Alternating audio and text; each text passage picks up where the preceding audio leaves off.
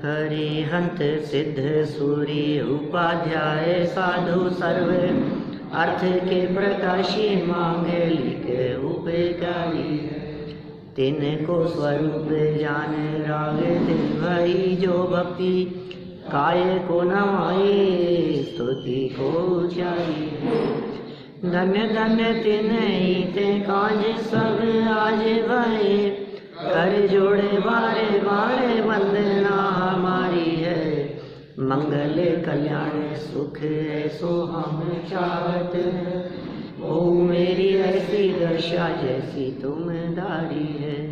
ओ मेरी ऐसी दशा जैसी तुम दारी है। ओ मेरी ऐसी दशा जैसी तुम दारी है। क्षत्र चूड़ामणि नामक इस ग्रंथ के आधार से कल जीवन की दुर्लभता को बताते हुए कुछ वैराग्य की चर्चा हुई कि भाई यह बात संभव नहीं है कि हम मृत्यु को रोक सकें।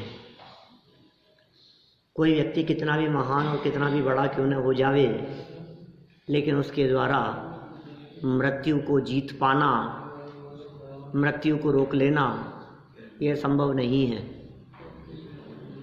समय आ जाने पर जीवन पूरा होता ही होता है। समयो एक बड़े नहीं घटती जो सुख दुख की पीड़ा रे। एक समय मात्र के लिए भी न घटाया जा सकता है और न एक समय मात्र के लिए भी उसका काल बढ़ाया जा सकता है। दोनों ही नहीं हो सकता। यह सब अंतिम उपदेश देने के उपरांत आर्यनंदी मुनि हो गए, माने उन्होंने पुनः दीक्षा ले ली। अब दीक्षा लेने के बाद क्या हुआ, वह आर्यनंदी मुनिराज को मुक्ति की प्राप्ति। 58 नंबर का श्लोक है।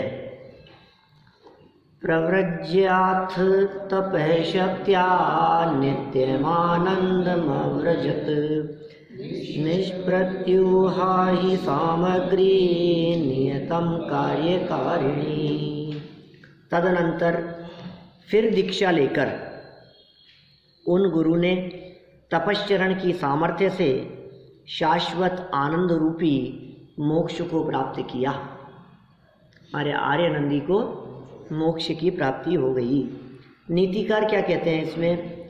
निश्चय से निर्विघ्न सामग्री नियम से कार्य सिद्ध करने वाली होती। क्या क्या कह रहे हैं? निर्विघ्न सामग्री निश्चय से कार्य सिद्ध करने वाली होती है। यदि आप किसी योग्य कार्य को करना चाहते हैं और उसके लिए योग्य सामग्री मिल गई है और कोई विघ्न नहीं है तो फिर काम होगा ही होगा।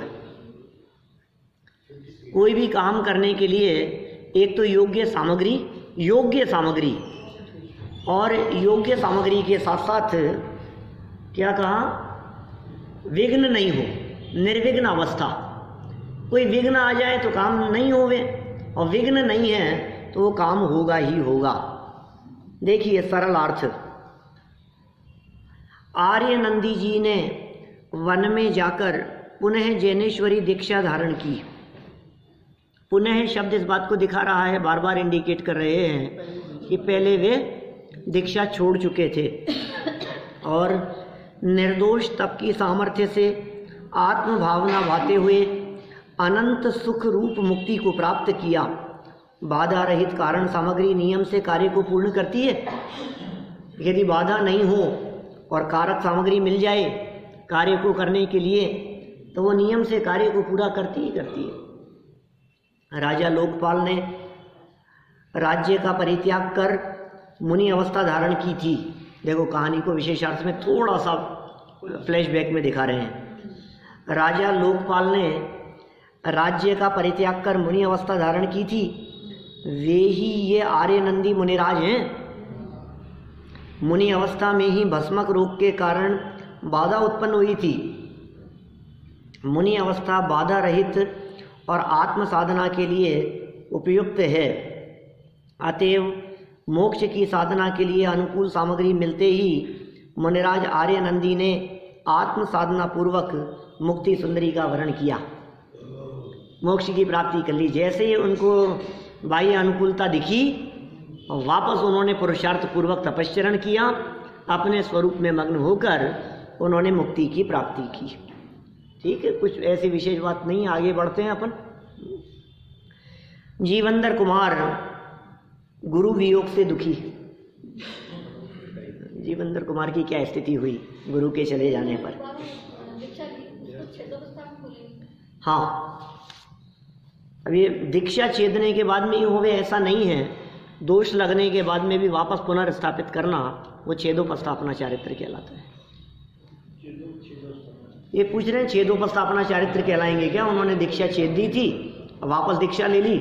चारित्र के 5 प्रकार है ना, सामायिक, छेदोपस्थापना, परिहार विशुद्धि, सूक्ष्म संपराय, यथाख्यात। ये चारित्र के 5 भेद हैं, तत्वार्थ सूत्र में उमा स्वामी आचार्य ने लिखे। तो इनमें जो छेदोपस्थापना चारित्र है, क्या इसी को कहेंगे क्या? तो ऐसी अनिवार्यता नहीं है कि दीक्षा छेद करके पुनः दीक्षा ली जावे। अन्य दोष भी लगे ना, दोष लगे, हाँ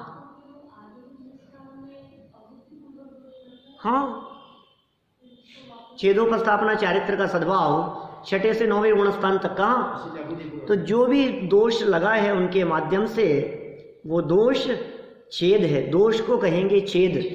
और दोष की निवृत्ति पूर्वक स्वरूप में स्थिरता वो है उपस्थापना, पुनर्स्थापित करना।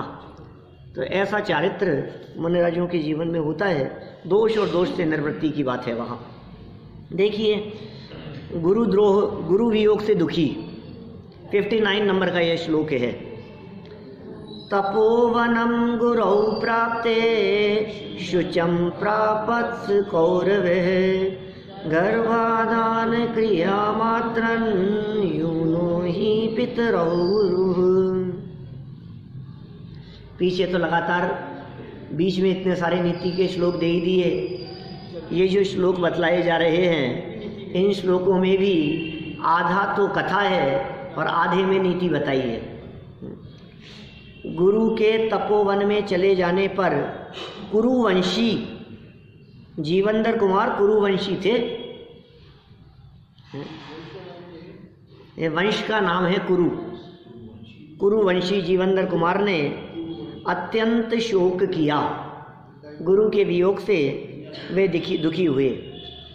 निश्चय से गर्भ धारण की क्रिया से रहित होने पर भी गुरु माता पिता के समान है।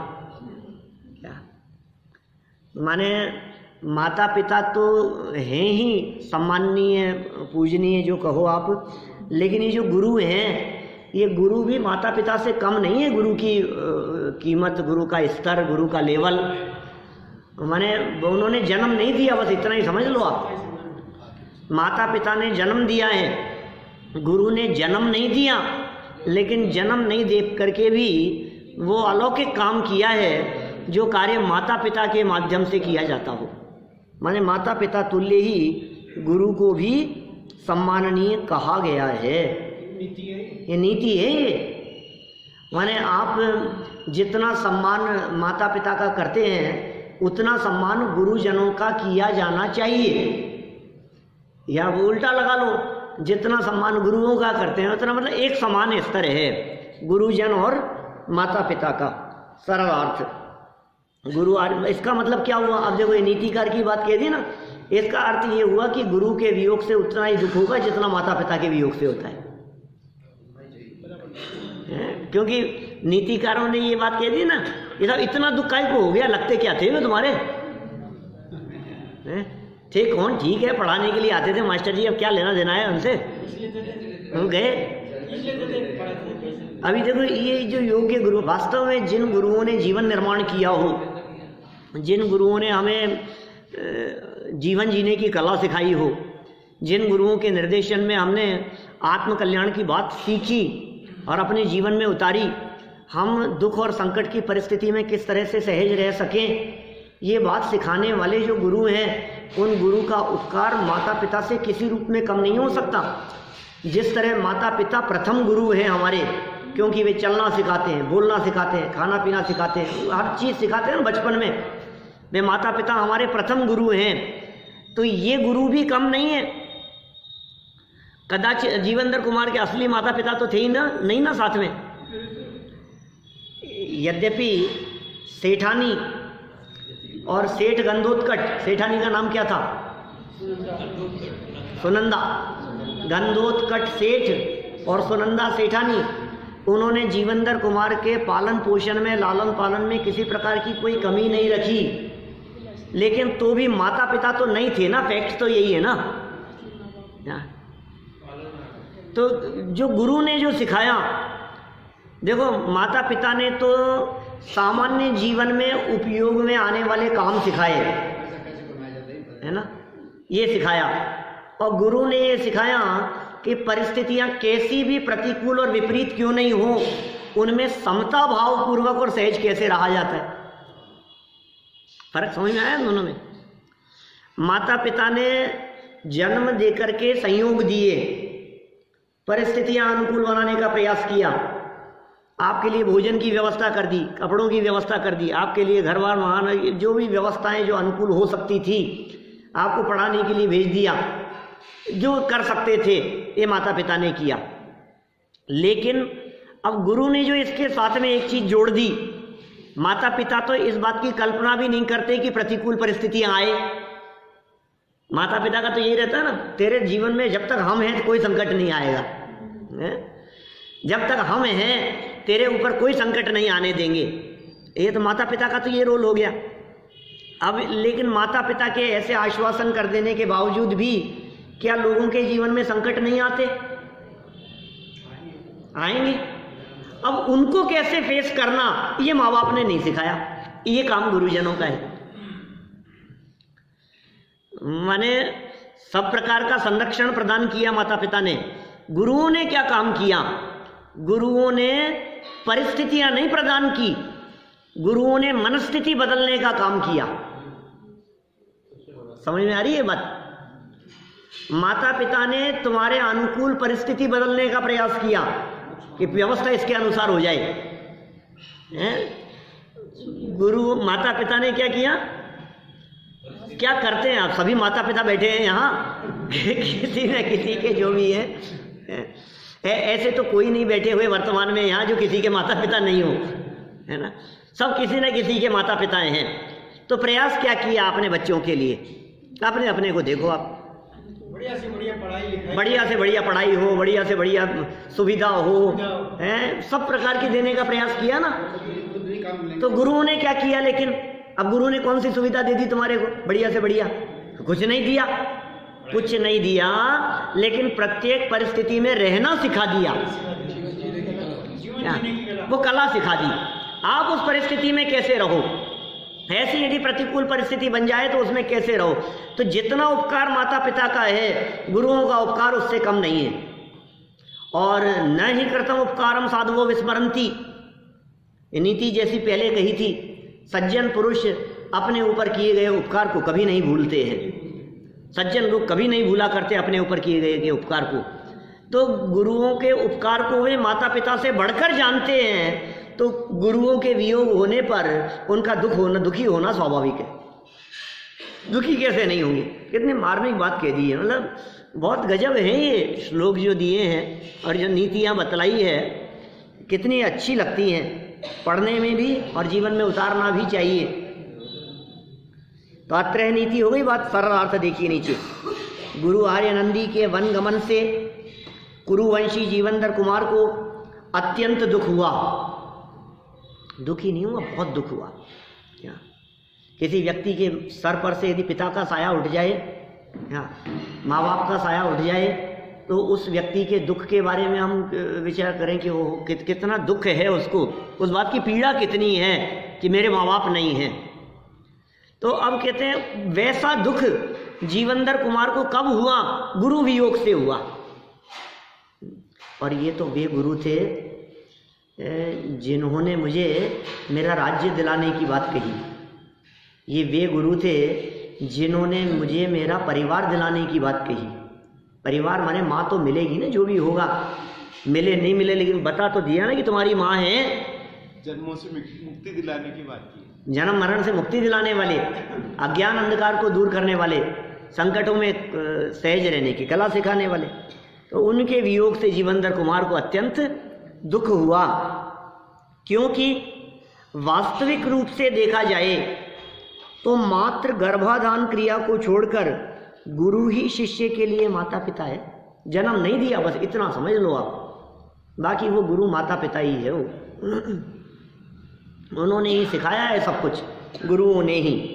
इसलिए गुरु के उपकार को कभी ना भूलें। विशेषार्थ, माता पिता तो शरीर का जन्म क्या जन्म, ज्ञान का जन्म है। हाँ, ठीक बात है।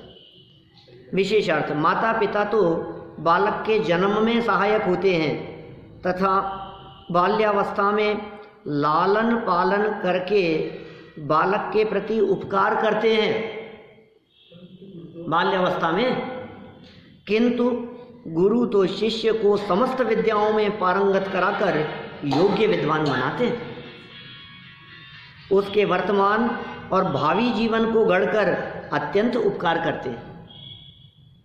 अतः जीवनधर कुमार को गुरु वियोग का दुख होना स्वाभाविक है। जीवनधर कुमार को गुरु के वियोग से दुख हुआ ही, होना ही चाहिए था। और यदि गुरु वियोग का दुख न हुए, इसका मतलब वो योग्य शिष्य ही क्या। भगवान महावीर स्वामी के निर्वाण पर आप कितनी भी खुशियां मनाएं, लेकिन भगवान महावीर स्वामी के निर्वाण पर तात्कालिक परिस्थितियों में देखो तो लोगों को कितना दुख हुआ होगा, हम उसका अंदाजा लगा सकते हैं। बोलो, नहीं हुआ होगा।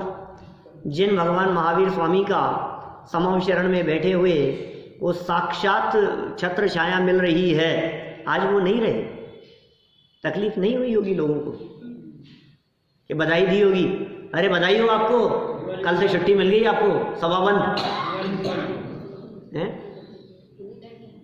निर्वाण की बात कर रहा हूं मैं, कार्तिक कृष्ण अमावस्या के दिन की बात कर रहा हूं, जिस दिन भगवान वर्धमान स्वामी को निर्वाण की प्राप्ति हुई।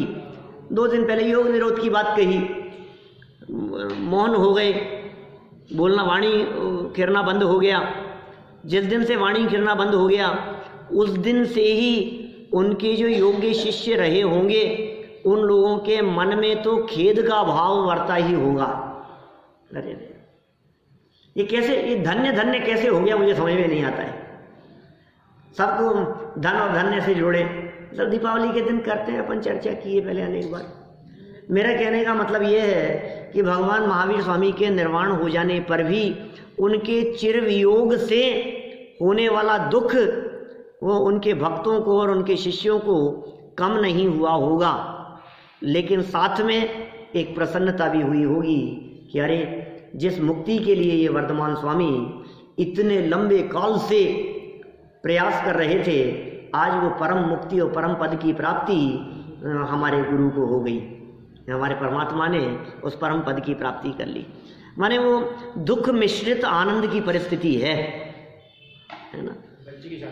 हाँ, बस पुत्री के विवाह जैसी परिस्थिति है। इसके अलावा कोई दूसरा सटीक उदाहरण इस संबंध में दिखता नहीं है, जो प्रसन्नता और दुख दोनों साथ में है। कि साहब आप यदि ज्यादा दुखी हो रहे हो तो वो कंवर साहब के मैं यहीं छोड़ जाता हूँ इसको। मुझे नहीं मालूम था क्या कि विदाई के समय आप लोग इसको विदा करते समय इतना रोओगे, मुझे नहीं मालूम था इतनी तकलीफ होगी आपको। मैं तो बहुत देखा नहीं जा रहा हूँ इससे आपका दुख, मैं छोड़ जाता हूँ इसे। तो क्या होगा बताओ, फिर तो रोना मिट जाएगा, अरे और ज्यादा रोएंगे। तुम ले भी जाओ इसको क्या, और हम रोएंगे भी, और तुम ले जाओगे इस बात में हमारे को प्रसन्नता भी है क्या, तुम्हारे साथ में रहे, तुम्हारे साथ में विदा कर दिया जाए और तुम्हारे साथ में वो सुख शांति पूर्वक रहे, इस बात में हमारे को प्रसन्नता भी है क्या। लेकिन हमारे से वियोग हुआ ना, हमारे बीच में नहीं है ना, इस बात की तकलीफ भी है। दोनों कैसी परिस्थिति है भाई साहब, ये बैलेंस तो रखना ही पड़ेगा। अकेला प्रसन्नता ही हो क्या तो बेटी कहने लग जाए आप समझ रखा था मुझे, देखो कितने मजे में। क्या माने पिछले 20-25 साल से घर में रही क्या, इनको कोई मोह ही नहीं है मेरे प्रति, मैं तो थी पराई, ये उल्टा काम हो जाए और यदि सिर्फ दुखी होवे क्या, तो वो भी बात नहीं है, प्रसन्नता भी है और दुख भी है। तो देखो इनकी क्या स्थिति हुई जीवनधर कुमार की। ये जीवनधर कुमार ये दुखी तो हुए, लेकिन तत्वज्ञान ही दुख दूर करने का उपाय है। गुरु के वियोग से दुख हुआ, लेकिन साथ में तत्वज्ञान भी उनके हृदय में वर्त रहा था, जिसकी वजह से उन्होंने अपने इस शोक की परिस्थिति को शांत किया। ओह, होनी को कौन टाल सकता है। जब किसी को ज्ञान होता होगा तो भी दुख मिश्रित होता है क्या कि एक तो ये देखो आपका जो प्रश्न है ना, आपका प्रश्न ये है कि ज्ञान होता है तो ज्ञान रहा। मैं ये कह रहा हूँ कई तरह की बातें उसमें शामिल होती है, उसमें कितना रागांश मिला हुआ है ज्ञान के साथ में। आप प्योर ज्ञान की बात करो तो वो दुख का कारण नहीं है, सिर्फ ज्ञान मात्र की बात करो। लेकिन ज्ञान के साथ साथ में मोह पैरेलल चल रहा है, ज्ञान के साथ साथ में राग भी उसके पैरेलल चल रहा है। तो जितना जितना राग है, जितना मोह है, उतनी उतनी तकलीफ भी है। किसी भी व्यक्ति की तकलीफ की मात्रा इस बात पर निर्भर करती है कि उस व्यक्ति के मोह की मात्रा कितनी मौजूद है। ज्ञान तो आनंद का ही कारण बनता है, लेकिन वो ज्ञान दुख का कारण तब बन जाता है जब मोह ज़्यादा हावी होता है, तो जान के दुखी हो जाता है बहुत ज़्यादा व्यक्ति। अभी जीवनधर कुमार कोई भगवान थोड़ी ना बन गए, जीवनधर कुमार कोई मुनि थोड़ी ना हो गए। जीवनधर कुमार तो अभी बाल्य अवस्था बीती ही तो है, और क्या है, अभी युवा ही तो हुए हैं। अभी गुणस्थान ज़्यादा से ज़्यादा यदि इनका मानो तो चौथा ही तो होगा, इससे ऊपर तो नहीं हो सकता। तो अभी तो गृहस्थ दशा है बेचारों की। अब एकदम जिनके बीच में रोजाना उठते बैठते हैं, जिनसे रोज चर्चा चलती है, जिनसे रोज सीखते हैं, आज वो हमारे बीच में नहीं रहे, तो तकलीफ तो होना स्वाभाविक है। देखिए, लेकिन तत्वज्ञान ही दुख दूर करने का उपाय। 60 नंबर का श्लोक। तत्वज्ञान जलेनाथ शोकाग्निम निर्वापयत शैत्ये जागृति किम नो स्यादात पार्थिव कदाचन। तदनंतर जीवनधर कुमार ने तत्वज्ञान रूपी जल से गुरु वियोग जन्य शोक रूपी अग्नि को दूर किया। देखो तकलीफ हुई, अब क्या करें, अब इस दुख को कैसे दूर करें। अज्ञानी बालक तो एक है, मैं कुछ नहीं जानता, मेरे को तो उन गुरु को वापस ला करके दो। अज्ञानी तो ऐसी बात करो, चले कैसे, बुलाओ उनको वापस। नहीं, कैसे आएंगे, मोक्ष में गए हुए वापस तो नहीं आ सकते। इनका वियोग हो गया, ये छोड़ करके चले गए, दीक्षा शिक्षा पूरी हो गई थी, अब क्या करें। ये तो नक्की ही था ना। अरे स्कूल में एडमिशन लेते समय ही ये बात तो निश्चित ही है कि एक ना एक दिन स्कूल छोड़ना पड़ेगा, नहीं है ऐसा। मेडिकल कॉलेज में एडमिशन लिया है तो यहाँ से ये बालक पढ़ करके निकलेंगे, होता है ऐसा। शास्त्रीय विद्यालय में, कॉलेज में, महाविद्यालय में एडमिशन लिया शास्त्री बनने के लिए, तब ये नक्की है ना, अब परमानेंट जीवन भर के लिए हो गया, ऐसा कैसे होगा। निकलना तो अवश्यंभावी है। तो गुरु भी ऐसे ही हैं, पढ़ा रहे हैं, एक न एक दिन ऐसा काल आएगा जिस दिन गुरु का पढ़ाना बंद होगा, ये वियोग की परिस्थिति भी बनेगी। और यह बात तो हम सब जानते ही हैं, संयोग का वियोग अवश्यंभावी है। जिनका संयोग हुआ है उनका वियोग नियम से होगा। संयोग कहते ही उसे हैं जिसका वियोग नियम से हो, उसे ही संयोग कहते हैं। दो व्यक्तियों का मिलना ये संयोग है, विवाह होना ये संयोग है, वियोग तो होगा ही। मैं पहले चले जाऊं कि ये पहले चले जाएं, दोनों में से किसी को तो पहले जाना ही है ना, कोई तो जाएगा ही। क्यों भैया, अब कौन चले जाए पहले, कोई बात नहीं, अभी तो क्या है, संयोग है, साथ में है, जब तक है तब तक है। वो युगपत आपको दिखता है, वो युगपत नहीं है, समय भेद पड़ता है उसमें। आप सूक्ष्मता से देखोगे तो समय भेद पड़ता है उसमें। युगपत ही कुछ इस प्रकार, जिसको जगत युगपत कहता है, दुर्घटना में एक साथ मृत्यु हो जाए तो युगपत कह दिया जाता है, कथन मात्र है, लेकिन संयोग का वियोग नियम से होता ही है। अब क्या करें, अरे साहब आपने ये बात क्या कह दी, अब तो मैं माथा पकड़ करके अब तो वियोग होगा। अरे तो वियोग होगा तब होगा, अभी तो नहीं है। अभी तू क्यों उस बात को लेकर के बैठा है? और कदाचित वियोग जन्य परिस्थिति बन भी जाए, सबके जीवन में बनती है और बनेगी, तो यदि कदाचित बन भी जावे तो फिर रोते मत रहना।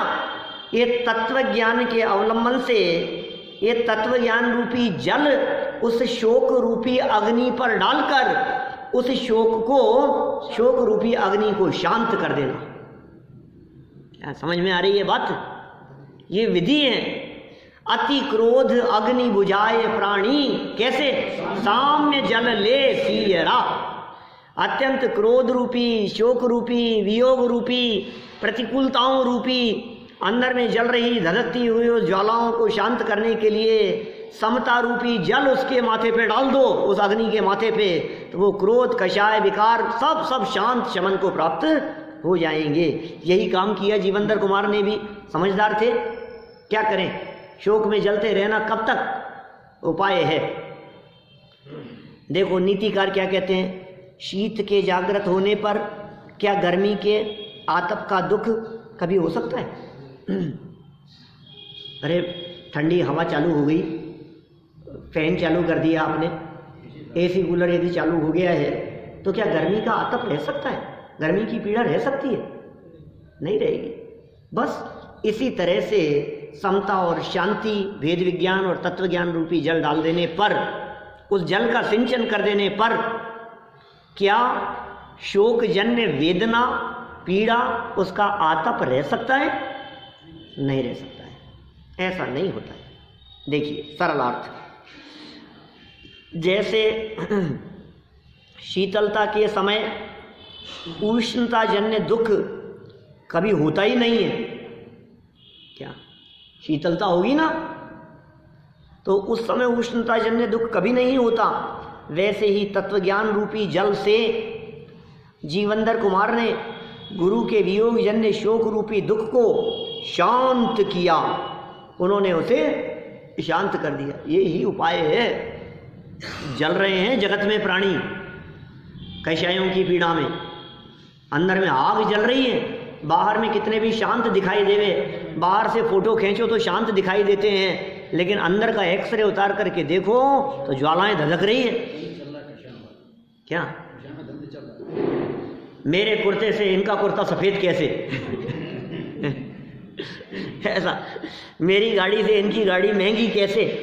अब बाहर में कितनी भी बधाई दे रहे हो, अंदर में पीड़ा है, अंदर में पीड़ित हो रहे हैं, आकुलित हो रहे हैं। इनके पास में धन ज्यादा कैसे, इनके पास में वैभव ज्यादा कैसे, इनका मकान इतना अच्छा कैसे, इनके चेहरे पर आखिर मुस्कान इतनी कैसे?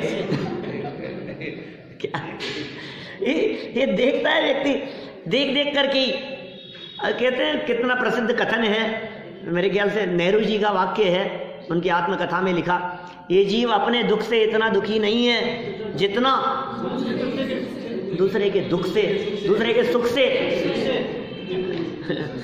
दूसरे के सुख से सुखी नहीं देखा जाता। ये क्या हो रहा है? ये आग लग रही है, जले थोड़े से, किससे जल रहे हो? ईर्ष्या से जल रहे हो, कषाय से जल रहे हो। ये ईर्ष्या और कषाय से जब जलन होती है, देखो जब बाहर में अग्नि से जलता है तो ऊपर से घी लगा दिया जाता है, बाहर अग्नि से जलता है तो मल्लम लगा दी जाती है, शांत होता है। लेकिन जब हृदय जलता है तो उसे शांत करने के लिए कौन सी मल्लम लगाएं? बोलो, ये तत्व ज्ञान, क्या ये उपाय है। आप यदि इस मल्लम का प्रयोग करेंगे तो निश्चित रूप से आपका चित्त शांत हुए बिना नहीं रहेगा। चित्त की शांति के लिए कितना सुंदर जल की बात कह दी इन्होंने यहाँ, तत्वज्ञान रूपी जल। बस तत्वज्ञान जलेन, तत्वज्ञान जलेन, कितना स्पष्ट कह दिया है ऊपर, तत्व ज्ञान रूपी जल से। और वो बड़ा गजब लिखा उन्होंने दौलत राम जी ने। हाँ, विषय चाह दवदाह जगत जन अरनिद जावे, विषयों की चाह रूपी अग्नि जगत के जनों के हृदय में धधक रही है। 6 डाला, चौथी डाल की पंक्तियां हैं। विषय चाह दवदाह, दावानल की जैसी है, जगत के जनों के हृदय में अग्नि रजावे। तास उपाय नान, उसका कोई उपाय नहीं दिखाई देता है। एक ही उपाय है, ज्ञान घन घान बुझावे। घनी वर्षा, जंगल में यदि समझ लीजिए किसी प्रकार की आग लग गई हो तो जंगल में लगी हुई उस भयानक आग को बुझाने की सामर्थ्य किसमें है? घनी बरसात हो ना, एकदम बादल छा जाए और घनी बरसात हो ऊपर से, तो ही होती है, तो ही मिट सकती है वो अग्नि। इसी तरह से हृदय में जलती हुई विषय वासनाओं की, कषायों की जो आग है, उस आग को शांत करने के लिए ज्ञान की घनी वर्षा ही उपाय है। ज्ञान घन घान बुझावे। देखिए क्या कहते हैं यहाँ, सरल अर्थ पढ़ दिया क्या अपन ने? वापस पढ़ लो, कोई बात नहीं। जैसे शीतलता के समय उष्णता जन्य दुख कभी होता ही नहीं, वैसे ही तत्व ज्ञान रूपी जल से जीवंदर कुमार ने गुरु के वियोग जन्य शोक रूपी दुख को शांत किया। विशेषार्थ देखिए, वियोग जन्य दुख के परिहार का उपाय वस्तु स्वरूप का यथार्थ निर्णय है। अब वियोग तो हो गया, अब क्या करो बोलो? बेटा मर गया, अब क्या करें बताओ? उपाय बताओ आपको, मैं आपसे पूछ रहा हूं कि नहीं साहब जिंदा करो तो मैं सुखी होऊंगा, अब क्या करें?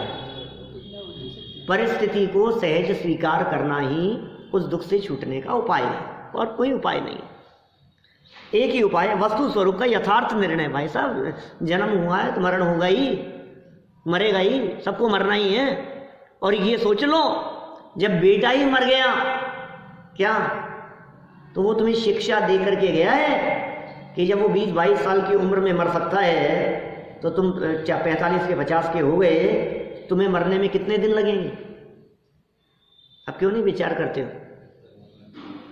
उसके दुख का तो विचार करता है, उसके मर जाने का तो विचार करता है। वो मर गया, वो मर गया, वो मर गया, और मैं मर जाऊंगा इस बात का विचार नहीं करता है। मुझे भी तो मरना है कि नहीं एक दिन, फिर मेरे साथ में क्या होगा बतलाओ, मैं कहाँ चला जाऊंगा? वर्तमान के दुख तो दुख दिखाई देते हैं, लेकिन जीवन पूरा हो जाने पर परभव में होने वाले दुख, उन दुखों के बारे में ये जीव विचार नहीं करता है। इसलिए वस्तु स्वरूप का यथार्थ निर्णय, जीवन मरण अशरण, शरण कोई नहीं संसार में, ये वस्तु स्थिति का यथार्थ निर्णय है। जन्म के साथ में मरण, हर जन्म अपने आप में मौत लिए बैठा है। बोलो, जन्म हुआ है तो मौत भी होगी, ऐसा नहीं हो सकता। हाँ, मतलब इस यौवन को पाकर क्यों इठलाते हो इतना? ये यौवन भी बुढ़ापे का पैगाम लिए बैठा है क्या? नहीं है, इस यौवन में बुढ़ापा नहीं छिपा हुआ है, छिपा हुआ है, हो जाएगा प्रकट, और लक्षण तो प्रकट होने ही लगे। क्यों? धीरे धीरे बाल सफेद होने लग गए, धीरे धीरे झुर्रियों ने आना शुरू कर दिया, घुटनों में दर्द, थकान, ये सब लक्षण किस चीज के हैं? ये दस्तक है, दस्तक किस चीज की? जरूरी नहीं है सभी बुढ़ापा देखें, मौत की, बुढ़ापे की नोटिस है ये सब। जरूरी नहीं है सभी बुढ़ापा देखें। हाँ, जरूरी नहीं है सब। देखिए, तो जो इस प्रकार है, कौन सा वस्तु स्वरूप का यथार्थ निर्णय? जिस जिस वस्तु का संयोग हुआ है उस वस्तु का वियोग नियम से होगा ही होगा, ये यथार्थ निर्णय है, ये विचार है वस्तु स्थिति का। इस महामंत्र का स्मरण करने से, क्यों, कौन सा महामंत्र बता रहे हो भाई? कौन सा महामंत्र बता रहे? कोई पंडित जी कोई मंत्र बता दो क्या? घर में ऐसी परिस्थिति हो रही है, बेटे के लिए डॉक्टरों ने जवाब दे दिया है, अब कोई ऐसा मंत्र बतला दो कि शांति हो जाए।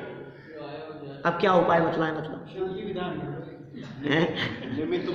शांति विधान कर ले, क्या करें बोलो? शांति धारा कराएं दीपेश जी, क्या करें? डॉक्टरों ने जवाब दे दिया, करो कुछ तो करो, कोई उपाय। चित्त में जो आकुलता है, इस आकुलता को शांत करने के लिए क्या उपाय है? ठीक है, जो भी परिस्थिति होगी उसे हम सहज भाव से स्वीकार करेंगे। क्या क्या करें? अब परिस्थिति ऐसी आ गई है प्रतिकूल, ऐसा प्रसंग बन गया है, भाई बेटे बच्चे के कैंसर था इस उम्र में, और वो डॉक्टरों ने भी जवाब दे दिया, लास्ट स्थिति थी, अब खत्म हो रहा है सब, कोई बात नहीं, क्या करें? हम अपनी तरफ से पूरे प्रयास कर रहे हैं, उसे भी समझाएं, उसे भी तत्व ज्ञान की शरण लेने की बात करें, बताएं, और स्वयं भी तत्व ज्ञान की शरण लेवें। इसके अलावा कहीं उपाय है ही नहीं। देखो इस महामंत्र का जाप करो। कौन से महामंत्र का? जिस जिस वस्तु का संयोग हुआ है उस वस्तु का वियोग नियम से होगा ही। क्या मैं ये संकल्प ले चुका हूं कि ये तीसरी उपकथा को संपन्न कर दूंगा अभी अपने उपयोग में, लेकिन ये लाइन मुझे ऐसी दिख रही है कि ये महामंत्र है, ये सच में ये गजब का मंत्र है। इस मंत्र पर घंटों चर्चा करो पारस जी साहब, ऐसी लाइन है ये, हर जगह काम करेगी ये लाइन, क्योंकि लाइन ही इतनी गजब की है। दिमाग में लिख लो, बड़े बड़े पोस्टर बना करके, पंपलेट बना करके, ऐसे अच्छे डिजाइन में बना करके घर के गेट पर चिपका दो, आते जाते दिखाई देवे, मंदिर में लगा दो, दीवार पर लगा दो। क्या है मंत्र ये? जिस जिस वस्तु का संयोग हुआ है उस वस्तु का वियोग नियम से होगा ही होगा। यह अकाट्य सिद्धांत है, नियम है, ये महामंत्र है। आपने इस मंत्र को जान लिया, अब बोलो आपके पास से 5 करोड़ का वियोग हो गया, तो संयोग हुआ था तो नियम से वियोग हो गई। अब क्या करो बतलाओ? जिसका संयोग हुआ है, गाड़ी चोरी हो गई, मिली नहीं, बहुत प्रयास कर लिया, खूब एड़ी से छोटी तक का जोर लगा लिया, वियोग हो गया। अब क्या करें? संयोग हुआ था ना, वियोग नियम से होगा। किसी के मरण में वियोग हो, या किसी चीज के नष्ट हो जाने पर वियोग हो, किसी के टूट जाने पर वियोग हो, या किसी वस्तु के खराब हो जाने पर वियोग हो, संयोग का वियोग तो नियम से होगा ही। चाहे दांत टूट जाने का, दांतों का वियोग हो, बोलो क्या करें? दांत चले जाए कि आंखें चले जाए, पत्नी पुत्र परिवार चला जाए, परिस्थिति कैसी भी हो बाहर में, लेकिन यहाँ क्या कह रहे हैं? नियम से होता है। हमें पता था एक न एक दिन होगा। जिस दिन हमने गाड़ी खरीदी थी ना, उसी दिन हमें पता था कि एक दिन ये खराब होगी, एक दिन ये खटारा होगी, इसका वियोग नियम से होगा। आज हो गई, 2 साल बाद में होनी तो थी, ये तो हमें पता था। अब कहाँ तकलीफ है? खूब करो इस महामंत्र का विचार। यह भी बदल जाएगा, हैं? यह भी बदल जाएगा, ये भी बदल जाएगा, ये भी छूट जाएगा, रहेगा नहीं, कोई चीज़ परमानेंट नहीं है। इस महामंत्र का स्मरण करते रहने से वियोग जन्य दुख नियम से नष्ट होता है। इस मंत्र का जाप करो आप। कब देखो जब वियोग की परिस्थिति बने, मैं कहता हूं एक माला इस मंत्र की फेर लो। हाँ, इस एक लाइन की एक माला फेर लो। जिसका संयोग हुआ है उसका तो वियोग नियम से होता ही है, जिसका संयोग हुआ है उसका वियोग तो नियम से होना ही है, होगा ही। आप एक बार यदि इस लाइन को रट करके हूबहू शब्दों को यदि आप 108 बार बोलेंगे, मैं गारंटी देता हूं आपको वो वियोग जन्य पीड़ा मिटे बिना नहीं रहेगी। बोलो, अंदर में ये बात बैठ जानी चाहिए। अभी आपने माला का जाप किया, आपको अभी लगने लगा कि यार ठीक है हुआ है, संयोग था, वियोग हो गया है, शांत हो गया, शाम को फिर रोने लगे। अब क्या करें? आप तो कह रहे थे मिट जाएगा, फिर दोबारा हो गया, खुराक बढ़ा दो।